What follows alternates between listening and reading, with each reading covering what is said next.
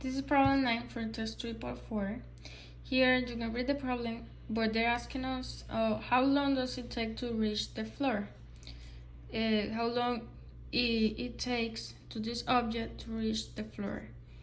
So the first thing that we need to know is, or the first thing that we need to do is to know the values that they give us. So we know the radius, that is 0.1 meter. We know the inertia, that is 4 kilograms times meter square, and we know that delta y is equal to 5.7 meters.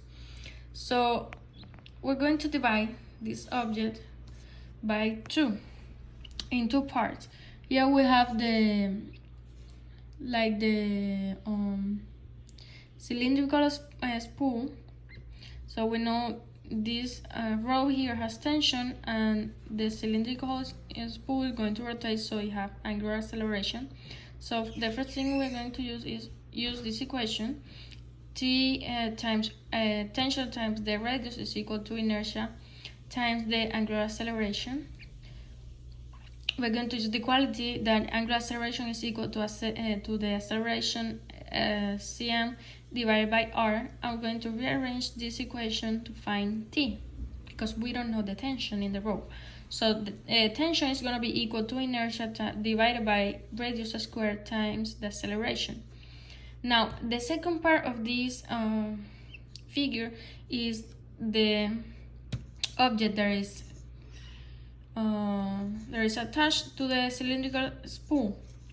So we know that this one has tension going upwards, acceleration going downwards, and it has the force of mg going downward as well. So we're going to use this equation. Mg is minus t is equal to ma. That's all the forces that are acting on the object. This one specifically. Mg minus, we're going to put the equation that we found for tension before. We're going to put it in this new equation, replacing t is equal to ma. So here we're going to rearrange the equation. So all the parts that have acceleration is going to be left in one side of the equation. So it's going to be like this. We factor out the a, the acceleration, so the equation is going to become like this. And then we rearrange this equation again, so we can find acceleration. This one is the equation that we have left off. We plug the numbers and we find that the acceleration is going to be equal to 0.72 meters per second squared.